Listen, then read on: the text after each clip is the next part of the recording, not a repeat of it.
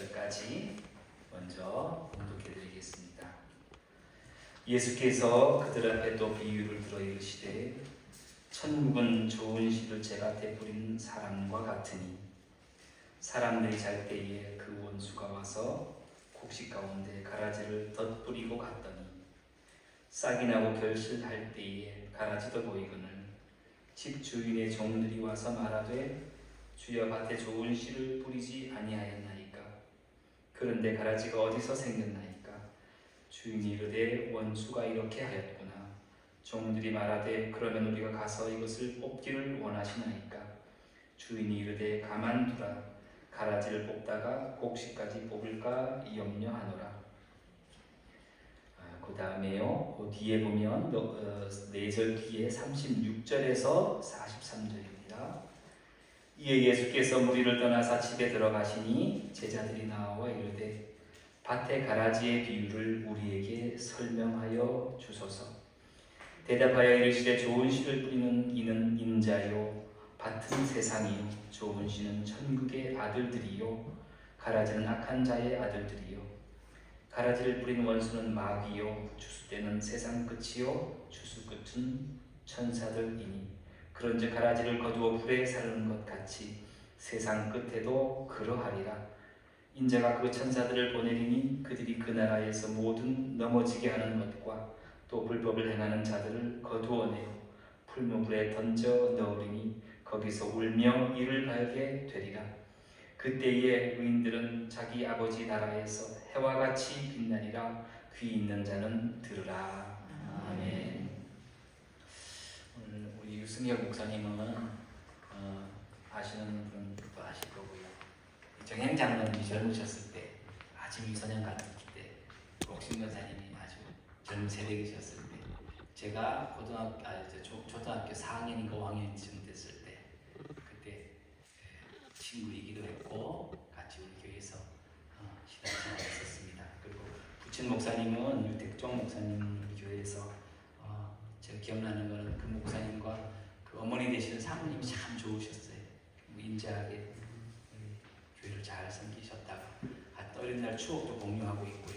또 우리 형 목사님 모실 때 유 목사님이 또 동기분이시더라고요. 두 분도 또 친하게 잘 아시는 분이고요. 그래서 오늘 멀리 안동에 계시다가 배로 한인 교회에 사역하시다가 오늘 한국에 들어오셨는데 부모님 좀 몸이 괜찮으시고 해서 둘러보러 오셨습니다. 누구보다도 귀한 목사님 뜨겁게 박수로 맞이하겠습니다.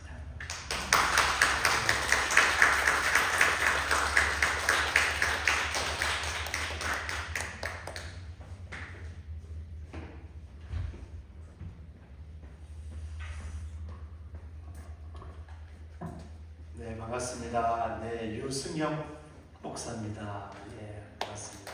박수 하시면 제가 눈물 말은 올 거예요. 예, 감사합니다. 이렇게 하나님께서 또 귀한 강단에 설 수 있도록 기회 주시고 또 이번 또 겸사겸사 우리 허 목사님과 또 우리 김장로님 등 우리 성도를 만나게 해서 정말 감사드립니다. 제가 방금 소개해드렸는데 제가 오래전에 아까 말씀드렸지만 1981년에 저 밑에 교회가 있을 때 그때 제가 초등학교 5학년이었습니다.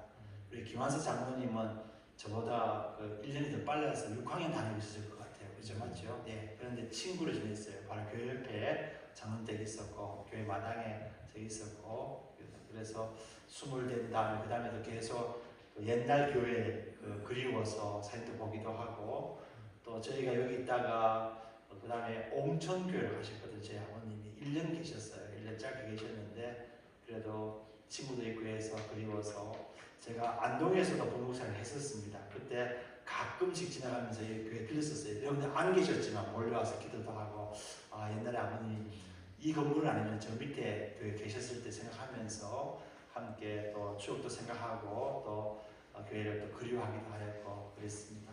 지금도 저를 알아주시고 또 기억해 주신다 하니까 너무나 감사드리고요. 고맙습니다. 오늘 특별히 또 허 목사님과도 당회에서 또 불러주시고 이렇게 말씀드린 참으로 감사하고요. 우리 모든 성도에게 감사드립니다. 이렇게 또 귀한 자리 허락하신 참으로 감사드립니다. 저는 지금 저 멀리 지구 반대편에 페루라는 나라가 있습니다. 페루라는 나라에서 한인교회 담임 목회하고 있습니다. 페루의 수도가 리마인데 리마라는 수도에 한인교회 하나밖에 없어요. 저희 교회밖에 없습니다. 교회에. 그리고 2년 전에 담임을 부임했고 지금도 사역을 하고 있고요. 그리고 사실은 제가 리마 한인학교에는 18년 전에 그곳에 가서 이제 그 부목사로 3년을 거기서 사역했었어요. 했다가 다시 이번에 2021년에 담임 목사 청구받고 그곳에 부임하게 되어서 지금까지 목회를 하고 있습니다. 저희 교회는 우리 교인이 한 150, 어른이 150명 출석하고 있고요. 아이들이 한 50명 정도, 한 200명 정도 모입니다. 페루 전체에 한인들이 한 1,200명 정도 있어요. 그 중에 한 5분의 1, 6분의 1 정도 저희 교회에 출석하고 있습니다. 다른 교회는 없고, 그리고 교회도 이제 선교사님들이 여러 분 계시고 한 3, 40가지 선교사님 계시고요. 리마라는 수도에도 선교사님 한 10가지 이상 계셔야 사역을 하세요. 현지 교회, 신학교, 그 다음에 어린이 사역 뭐 등등 여러 가지 사역을 하고 계셔요. 열심히 하고 계시고, 또 페루는 우리가 아는 것처럼 여러분들 관광지입니다. 유명한 관광지입니다. 옛날 오래된 유적지가 많기 때문에 여러분들 많은 관광객들이 오고요. 저희 교회 같은 경우도 여기 이 정도보다 조금 더 크다 볼 수가 있는데요. 한 250석 정도 규모의 교회 건물을 가지고 있어요. 그리고 부속실로 교육관도 있고 사택도 있고 거기서 매주마다 우리 200여 정도들 함께 예배 드리고 있고 뭐 새벽 기도회, 수요 예배, 뭐 구정 예배 다 하고 있습니다. 저거 없어도 교회가 이렇게 돌아가요. 장로님들이 하시고 우리 건설 집사님 다 하시기 때문에 그렇게 하고 있고, 이번에 제가 3주 동안 일정으로 잠깐 한국 방문하게 됐습니다. 저희 교회가 12월 달에 임직식이 좀 있어요. 일꾼들도 세웠고 안사님 또 건설님 세웠고 또 저도 이번에 위임을 받게 돼서 여러 준비차 받고, 또 저희 어른이 저희가 서가교회가 안동교회입니다. 저희 사모님 오셨는데 저희 안동 사람이고요. 그래서 안동교회 출신입니다. 그래서 장모님이 안동교회 은퇴 장로님, 은퇴 권사님이셔서 계시고 해서 건강이 좀 좋지 못한 분이 있어서 이번에 겸사겸사해서 왔고 인사를 드리고 지금 사실은 목요일 아침에 도착했습니다. 페루가 멉니다, 여러분. 페루가요, 비행기만 타고 한 20시간 정도 와야 돼요. 그래서 미국까지 와서 헤드샷 왔다. 거기서 비행기 타고 다시 한국까지 한 12시간 정도 오고 와야 아주 먼 거리에 있습니다. 그런데 감사하게도 그곳에도 한국 사람이 살고 있어요. 살고 있고 그 땅에 한 3,400만 정도 되는 많은 인구가 있습니다. 그 나라는 우리나라보다도 훨씬 큽니다.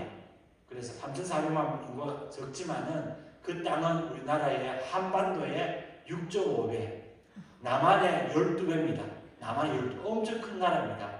자원도 많고 풍부한 광물자리 많은 한국에서 많이 수입해 가기도 하고 또 전 세계 많은 관광객들이 와서 관광합니다. 그래서 음식도 좋고, 이런 참고로 저희 교회 집사님이 사업을 하시는데요. 그 페루 앞바다에 있는 큰 대왕 오징어 잡아가지고 그것을 채를 벗겨가지고 오징어채 아시죠? 오징어채. 그것을 거의 다 이 한국으로 수출합니다. 많이 벌죠. 그래서 그런 사업도 한국 잘 살고 있고 많은 분들이 또 예수 믿고, 근데 교회 하나밖에 없기 때문에 그렇지만 그 대신에 열심히 하는 교회입니다.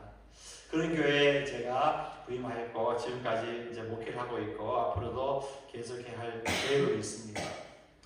뭐 잠깐 저희 가족에 대해서 잠깐 소개하면은, 저희 아버님께서는 유택종 목사님은 2013년에 한나라에 가셨습니다. 77세의 나이로 돌아가셨고요. 저희 어머니는 제가 81년에 여기 있었는데 1987년에 오래되셨죠, 그죠? 한 35년 전에 이제 그 상문교회라는 교회에서 계실 때 아버님 목회하실 때 그때 한나라에 가셨어요. 제가 그때 고등학교 한 2학년 때 돌아가셨어요. 그리고 아버님은 이후에 또 재혼하셨다가 이제 영주에서 목회를 마치시고 2014년 돌아가셨고요. 또 저희 형제 중에 3남 일녀가 있었는데 제가 막내거든요. 그때 아실지 모르겠지만은 맏형님은 지금 안동에 광성교회 장로님으로 안동에 계시고, 둘째 형님은 포항에서 목회를 하셔요.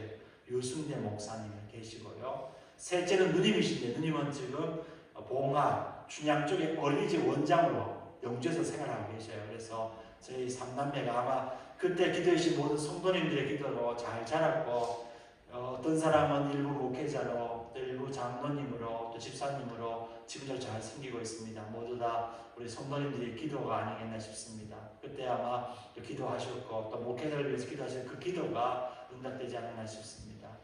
우리 허 목사님이라는 우리 저희 신전 동기고요. 또 이렇게 좋은 교회에 오게 돼서 또 제가 간접적으로 소식을 많이 듣습니다. 교회가 참 좋고 또 목회 장로님들 잘 협력해 주시고 잘 하고 있다고 저희 들어서 정말 기쁘고 감사하고, 또 이렇게 방문한다고 하니까 또 이렇게 불러주시면 너무나 고맙습니다. 너무나 감개무량하고, 앞으로도 여러분들 저 멀리 있지만 지구 반대편에 있지만 여러분들 페루 리마 한인학교에 위해서 기도를 부탁드립니다. 200여 성도들과 저를 위해서 많은 기도를 부탁드립니다.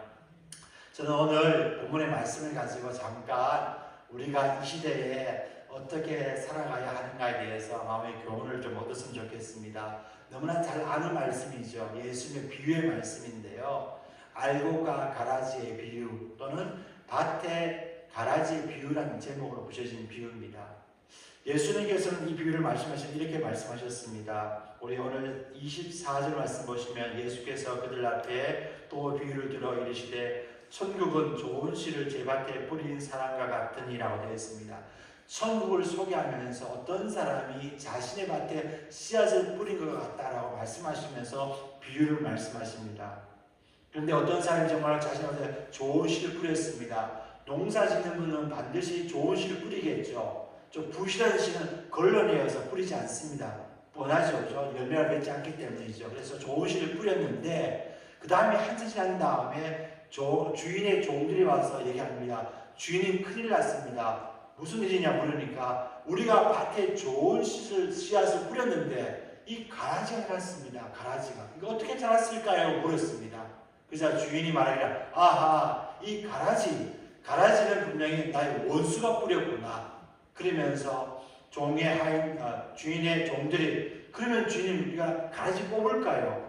보통 분들은 농사할 때 가라지 뽑지 않습니까? 그런데 이 주인은 말하기를 그냥 내버려둬라, 가만두어라 하면서 하는 말이 너희가 가라지를 뽑다가 혹여나 알곡들을 뽑을까 염려되니까 건드지 마라 라고 말씀하시는 아주 중요한 말씀입니다. 마지막 그 결론 말씀이 오늘 30절 말씀이에요. 둘 다 추수 때까지 함께 자라게 두어라. 추수 때에 내가 추수꾼들에게 말하기를 가라지는 먼저 거두어 불살에게 단으로 묶고 곡식은 모아 내 곡간에 넣으라 하리라 그랬습니다. 마지막 수세까지 가만두었다가 추수 때 내가 일꾼들을 명하여서 가라지를 따라 묶어서 불에 사대도록 할 테니까 내버려두라고 말합니다. 이것이 바로 비유의 내용입니다. 그러면서 예수님께서는 친절하게도 오늘 본문에 읽었는데요. 36절 이후에 이 비유에 대한 해석을 말씀해 주셔요. 함께 보실까요? 36절입니다. 이에 예수께서 무리를 떠나사 집에 들어가시니 제자들이 나와 이르되 밭의 가라지의 비유를 우리에게 설명하여 주소서.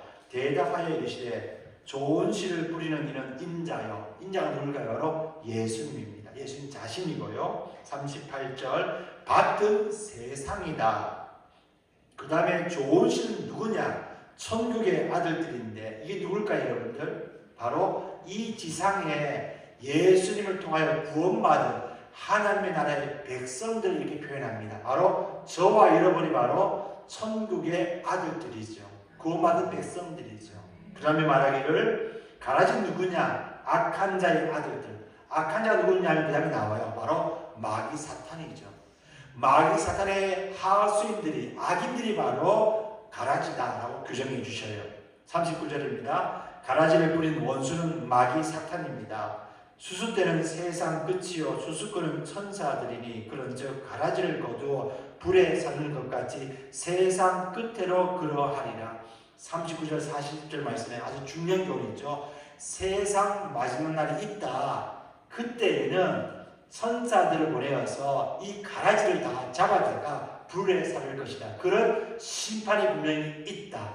우리는 믿습니다. 예수님 오시면은 그 날이 분명히 이루어집니다. 구원받은 백성과 멸망을 잘 구분하여서 불태웁니다. 불태운다는 결국 뭘까요? 지옥에 던져 넣겠다는 것이죠. 이것이 바로 비유 속에 나온 예수의 말씀이에요. 그러면서 41절부터 보겠습니다. 결론인데요. 인자가 그 천사들을 보내리니 그들이 그 나라에서 모든 넘어지게 하는 것과 또 불법을 행하는 자들을 거두어내어 불문불에 던져 넣으리니 거기서 울며 이를 갈게 되리라.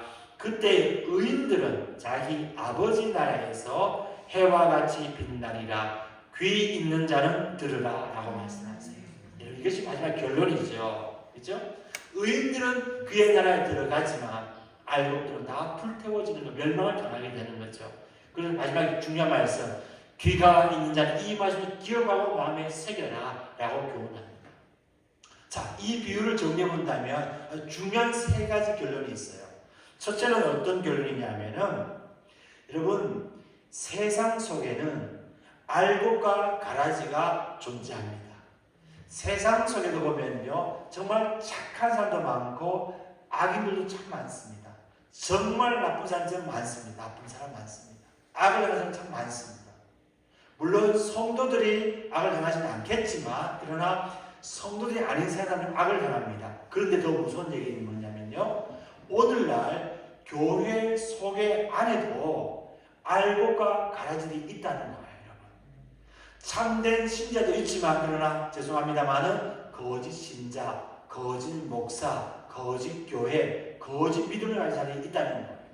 이게 무섭습니다.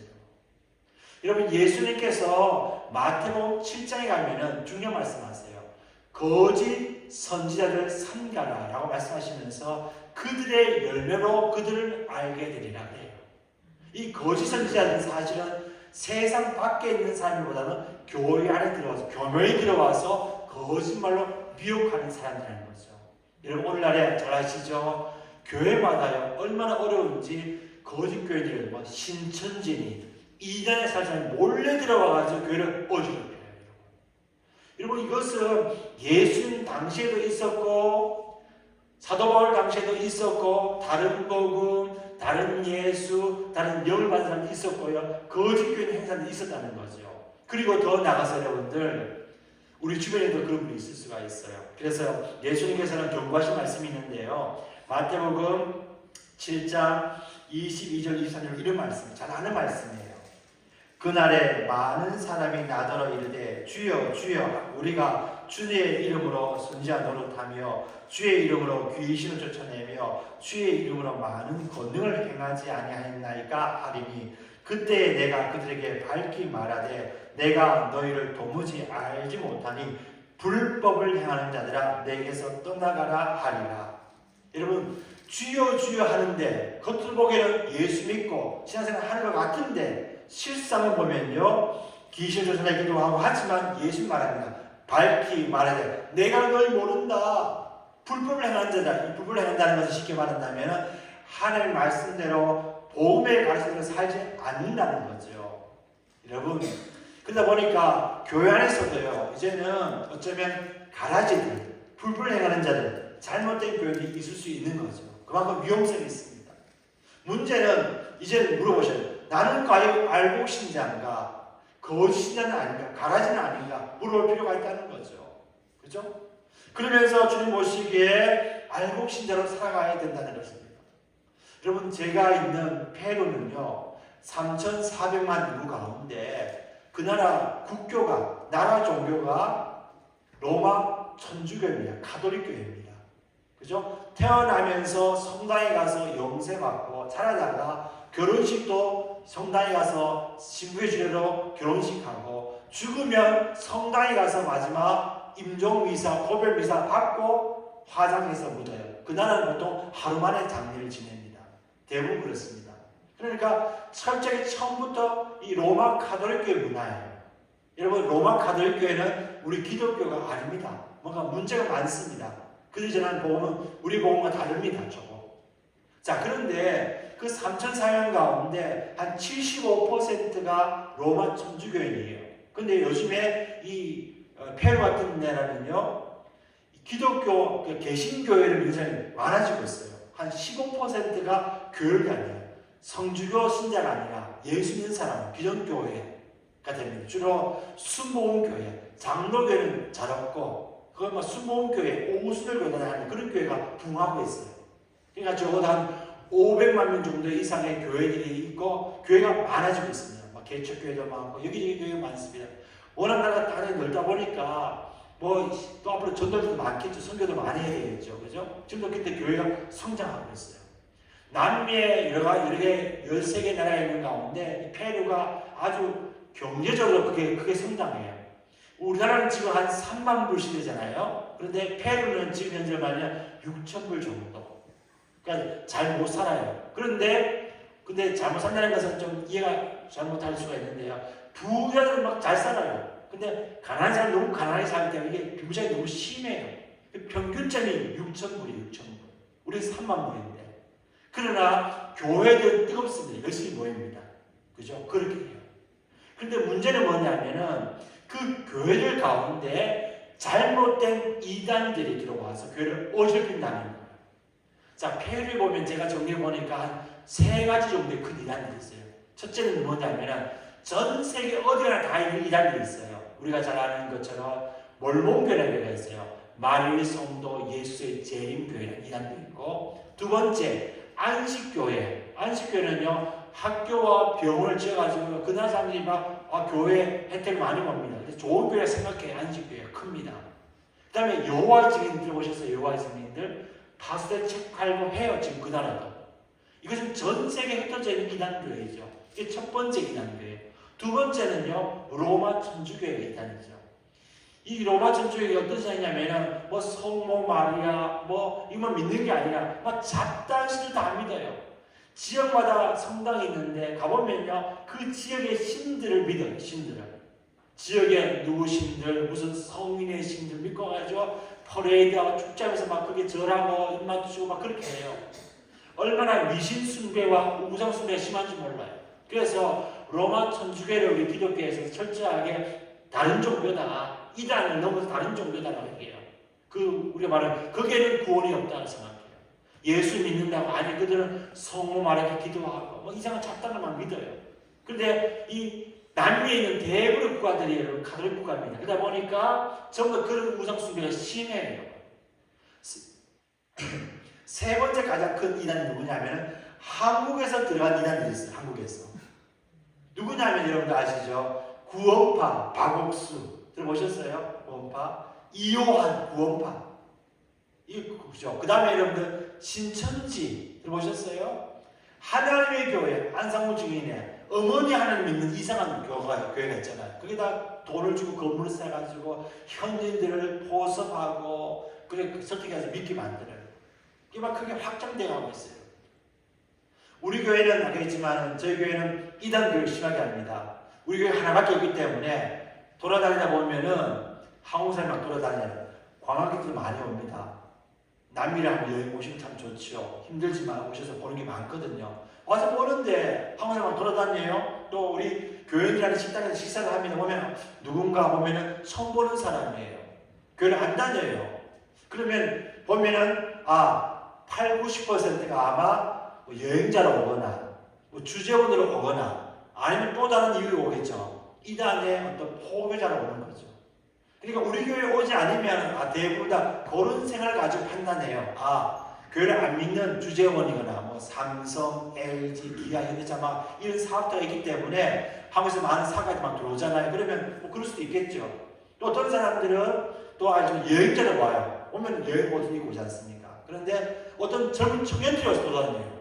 보니까 오래 있는 것 같아요. 이들은 한국에 있는 이단들이 봉사를 목적으로 보냈는데 사실 그 교회는요 자신들의 이단을 포교하기 위해 보낸 사람들 봉사로 와가지고 열심히 포교하면 전도하는 거죠.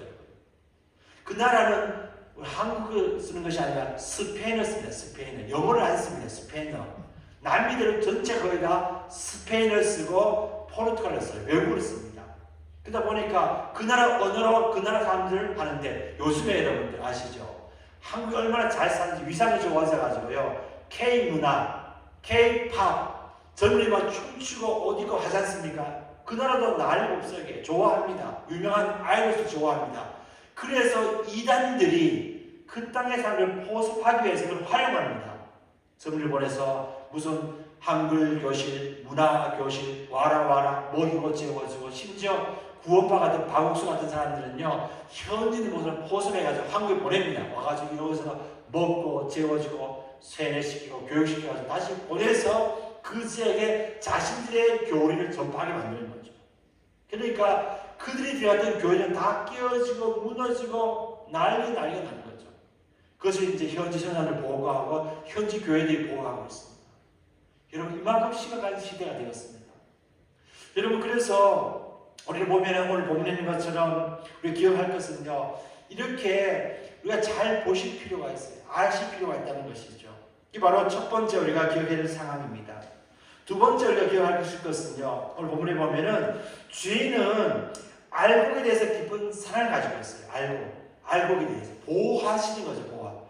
알곡이 혹여나 다칠까 싶어서 가라지 건들지 말아요 얘기해요. 이게 바로 주인이신 예수의 마음이에요. 하나님의 마음이에요. 저와 여러분에 대한 하나님의 마음은 변함이 없으세요. 사랑하고 계셔요. 목사님 내가 아픈데요. 하나님 왜 안 고쳐주세요? 우리가 이 고통이라는 질병은 이겨내도 주신 거잖아요. 그런데 하나님이 내몰라 하는 것이 아니라 기억하시고 도와주시고 붙잡고 계셔요. 걱정하지 않으셔도 돼요. 하나님 함께 하시는 거죠. 왜냐하면 하나님은 알고 같은 그의 백성들과 성도들을 사랑하십니다. 결국 포기하시지 않아요. 그 사실 이 일 동안 분명히 말씀하세요. 세 번째 중요한 포인트는 이것입니다. 주인 대신 분은 마지막 날 수순날을 기다리면서 그날 내가 정리하마 걱정하지 마라고 얘기해요. 우리가 지금 세상에 악이 난무하잖아요. 너무나 불법이 판치지 않습니까? 그러나 걱정하지 마세요. 하나님께서 지금은 우리가 해결하지 않은 것 같지만 그날에는 반드시 해결해 주셔요. 정리하신다는 거죠. 그것을 분명히 말씀한다는 거죠. 그래서 저는 이 비유 말씀드리면서 이렇게 말씀하면 정리해 봅니다. 오늘 이 비유의 주인이 바로 예수님이시라면, 예수님이시거든요. 우리에게 주는 교훈이 있어요. 우리는 예수님처럼 살아가야 되거든요. 믿습니까, 여러분들? 예수처럼 살아가야 이 시대에 살지 않겠습니까? 그러면 주인이 가지고 있는 모든 동안 우리는 교훈을 받을 수가 있어요. 그럼 어떤 능력을 가지고 있냐? 첫째, 주인이신 예수님은요, 분별할 수 있는 능력이 있어요. 분별. 다른 말로 하면은 이것이 참된 것인가 거짓 것인가를 잘 분별할 수 있어야 돼요. 성도들은 여러분 말씀드렸지만 참된 복음과 거짓 복음을 잘 분별하셔야 돼요. 제가 소두에 말씀드렸지만 오늘 교회 안에 교묘히 이단이 들어와서 우리의 신앙을 유혹합니다. 마치 잘하는 것처럼 행사합니다. 그러나 거짓일 수가 있습니다. 조심해야 됩니다. 다 예수 믿는다고 신앙이 아닙니다. 제가 페루에도 매주마다 거의 관광객들이 와서 예배드리고 가거든요. 식사도 하고 가거든요. 묻지요. 어디서 오셨어요? 하면 목사님 저는 한국에 있는 어느 교회에서 왔습니다. 그러세요. 어느 단체에서 온 선교사입니다. 그러세요. 라고 알고 시작하고 돌려보냅니다. 그래서 제가 그냥 가만히 있는 것이 아니라 한번 확인해 보아요. 이분이 과연 정말 그 교회 성도인지 대화를 통해 보기도 하고 또 그 단체에 대해서 물어보기도 하고 어느 교파인지. 저희 교회는 교단 소속이 없어요. 독립교회입니다. 그럼 우리는 대한예수 장로회라는 교단에 소속되어 있지 않습니까? 인동교회는 소속이 안 되어 있어요. 독립교회인데 그러나 저는 장로교 목사지만 우리 교인들은 침례교회도 오고 감리교회도 오고 순복음교회도 와서 신앙생활하거든요. 좀 다르지만 함께 복음을 가지고 함께 맞춰서 신앙생활을 하고 있습니다. 그런데 이 예물로 오신 분들 보면 그런 각 교파가 있거든요. 그런데 간혹가다 뭔가 좀 애매모호한, 좀 이상하다 하는 분들이 오실 수가 있어요. 그 느낌이 있잖아요. 이 느낌이라는 것은 무시할 수 없는 게 뭐냐면은 예수 믿는 사람은요 성령이 임해 계셔요. 그러면 성령께서 어떤 능력을 주시냐면은 분별을 능력을 주세요. 분별. 영분별의 능력이 바로 은사로 주어져 있습니다. 그러면 느낌으로 이분은 뭔가 좀 다르네. 마이가 행동이 뭔가 다르네. 느낌이 오잖아요. 그러면 그것이 맞습니다. 뭔가 문제가 있는 분이 오실 수가 있어요. 그것은 전부 다 아니지만 그가 예수를 구주로 고백하는지 아닌지 보면은 이분이 참된 그리스도인인지 아닌지 말로만 주여주하는 것인지 알 수 있다는 얘기예요. 예수님은 알고 계셨어요. 그죠? 알곡과 가라지가 있다는 걸 알고 있었고 이 가라지를 뿌린 원수가 마귀 사탄인 것도 알고 있었어요. 마찬가지로 성도들도 이 시대에 성령을 사모해서 성이 주신 능력 가운데 영분별을 분받아서 거짓을 잘 분별하셔야 돼요. 왜냐하면 여러분 아시잖아요. 가짜가 정말 진짜 같습니다. 자, 분별이 어렵습니다. 신앙도 마찬가지입니다. 거짓 같은데 진짜 같은 신앙으로 보일 수가 있습니다. 자, 그러면서 또한 우리가 우리 신앙이 정말 참된 신앙인가, 참된 믿음의 사람인가를 잘 날마다 검증하고 날마다 세워가야 한다는 것, 이게 중요합니다. 예수님이 가지신 그 분별의 능력, 지금도 삼하면서 이 시대를 잘 분별하셔야 됩니다. 여러분, 이 주변에 미안하지만 그런 거짓 신앙이, 거짓 믿음의 사람이 있을 수가 있어요. 조심하라는 얘기입니다. 자, 두 번째 기억할 것은 뭐냐면은 바로 주님께서 허락하신 것입니다. 주님께서 기억하시는 것인데요. 뭐냐면은 바로 마지막 때에 분명히 심판에 대해서 말씀한다는 거죠. 심판에 대해서. 심판. 여러분, 심판날은 어떤 날일까요? 심판날은 성도들이 두려운 날이 아닙니다. 그날은 승리의 날이고 기쁨의 날이고 보상과 수고에 대해서 칭찬받는 날이 성도가 맞는 예수님 재림의 날이에요. 그날은 알지 못하지만 전 지구상에 있는 성도들 다 그날을 기다리고 있습니다. 주님 빨리 오세요. 마라나타 어서 오세요. 왜냐하면 지금 너무 세상이 힘들잖아요. 여러분들 기억나시지 않습니까?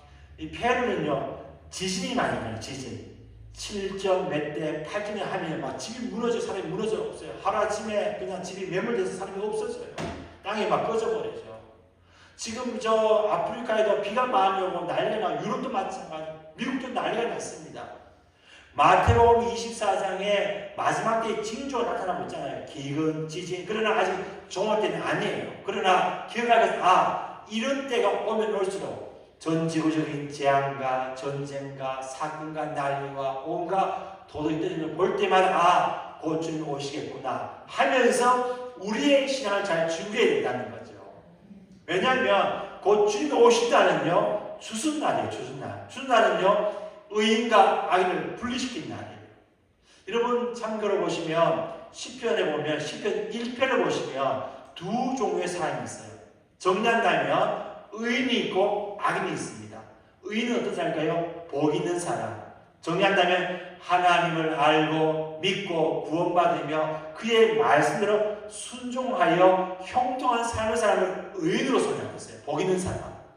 이편은 반대 사람은 악인이에요. 악인의 특징이 뭐냐면은 거만합니다.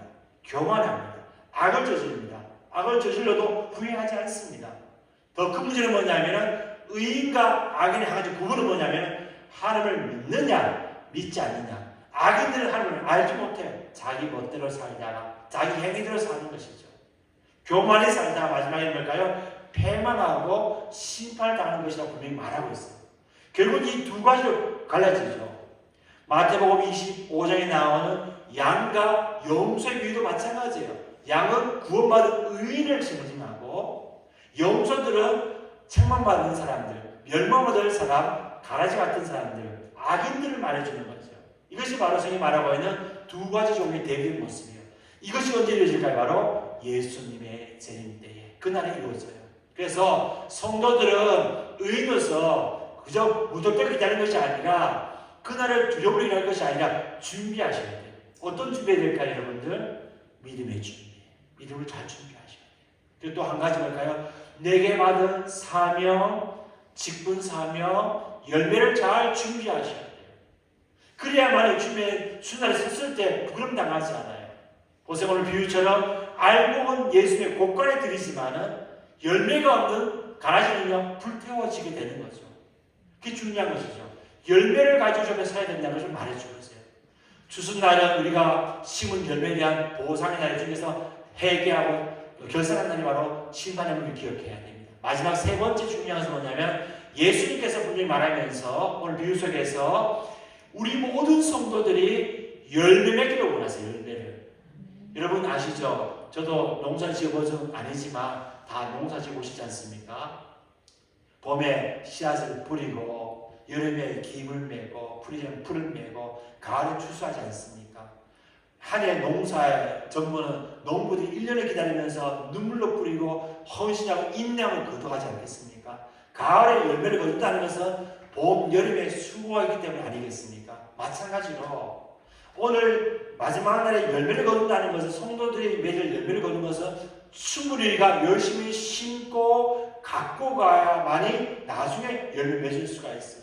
근데 문제가 있습니다. 어떤 분들은 열매 없는 삶이 있을 수가 있어요.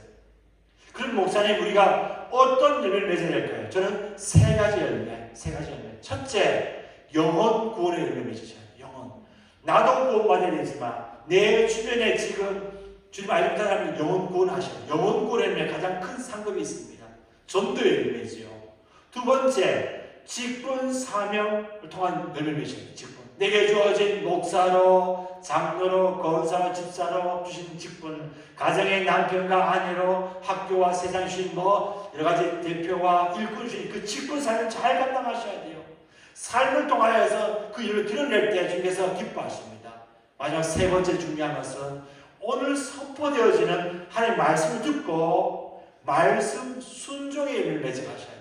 말씀 순종의 열매. 많은 분들이 듣기만 하고 잊어버리면 안 돼요.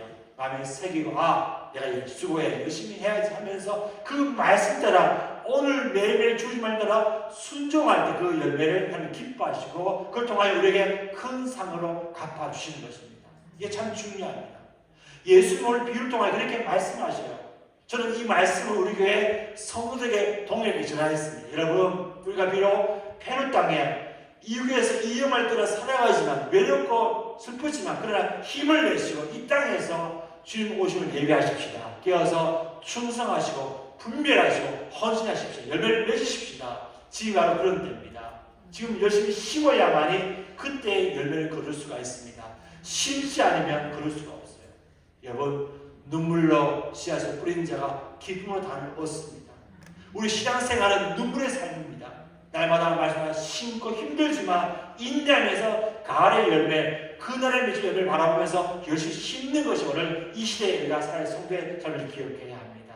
그래서 저는 여러분 페루 리마에서 길을 감당하지만 우리 모든 성도님들은 이 인도 땅에서 목사님과 장로님과 모든 성도들이 함께 헌신하시고 씨앗을 뿌리시고 그 날을 고대하면서 지금도 매일매일 심고 거두는 삶을 살아가셔야 한다는 거죠.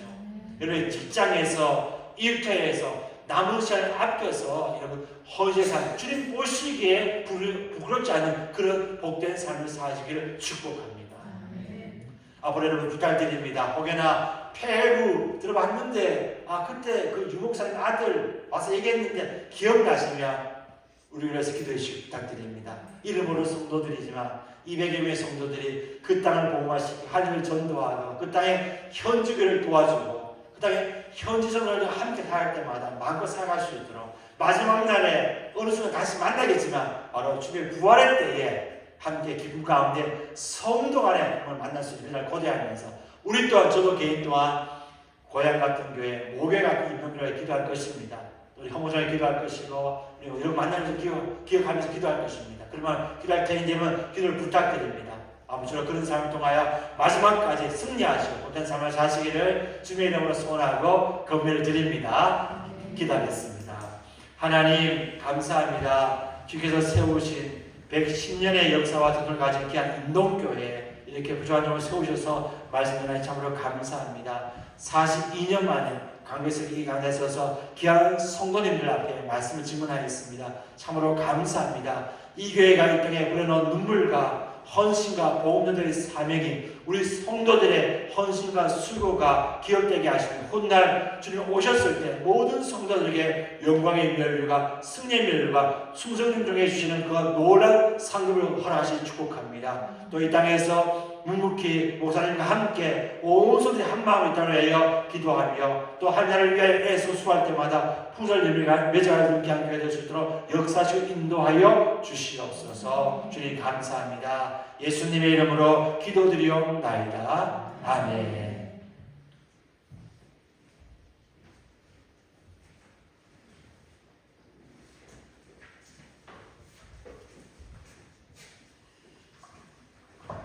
먼 곳에서 오셔서 귀한 말씀 전해 주신 우리 유승현 목사님 감사합니다. 우리 박수 한번 드릴까요?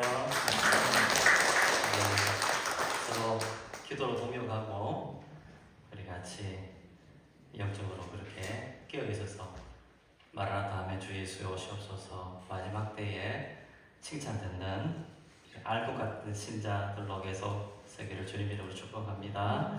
주신 말씀 생각하면서 우리 505자 우리 찬송 드리신 후에 우리 유승희 목사님 나와서 축도해 주심으로 우리 주일 찬양 예배를 마치겠습니다.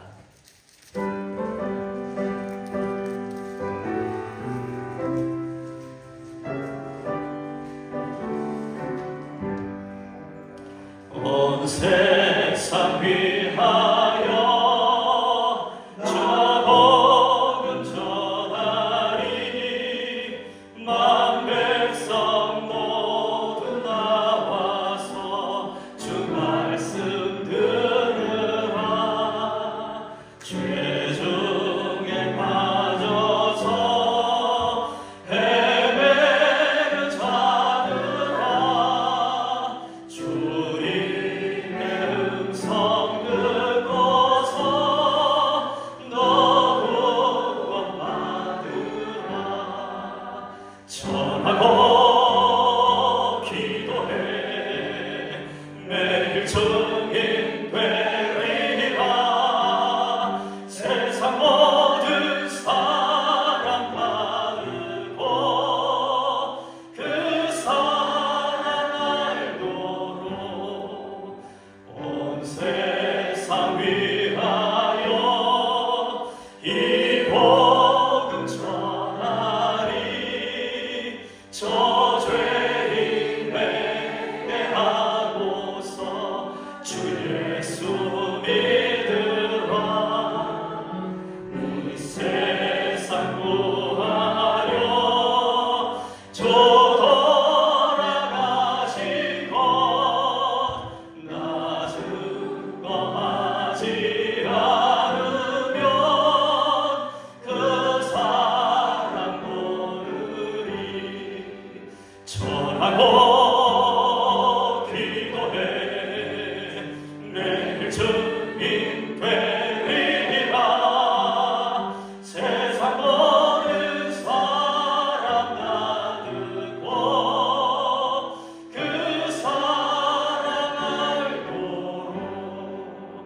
온 세상 위하여 좋은 행하니 주 예수 이름 힘입어 이 복음 전하자.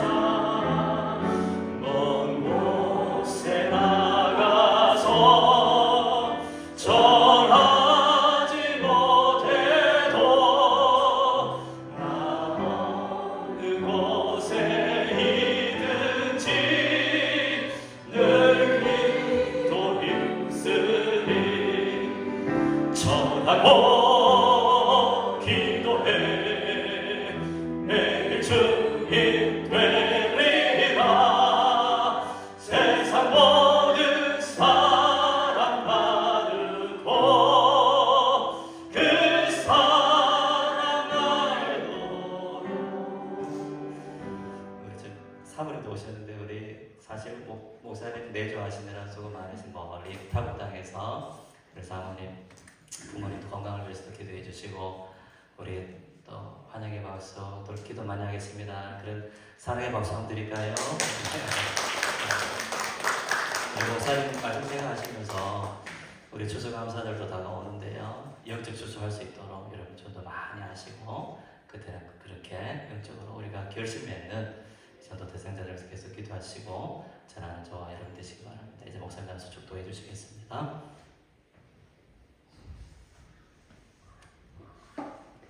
이제는 우리 구주 예수 그리스도의 구속의 은혜와 여호와 하나님의 영원하신 사랑과 보혜사 성령 하나님의 크신 은혜가 오늘 예배와 말씀을 통하여 마음에 새기며 결단하며 또 마지막 때에 분별하며 주님 안에서 마지막 날이 분명히 있음을 기억하며 열심히 심고 순종의 열매, 영혼 구원의 열매, 직분 사명감의 열매를 맺기로 다짐하며 세상 속으로 나가는 이 모든 비밀의 성도들과 들의 가정과 자녀손들과 이를 통한 모든 봉사위회와 사랑하는 임동교회 모든 성도들과 모든 사역들 위회와 또한 더불어 우리 페로리마 한인학교의 모든 성도들과 사역 가운데 더 나아가 전세계 모든 청자들과 모든 백성들 가운데 영원토록 항상 함께 하시기를 간절히 축원하옵나이다. 아멘.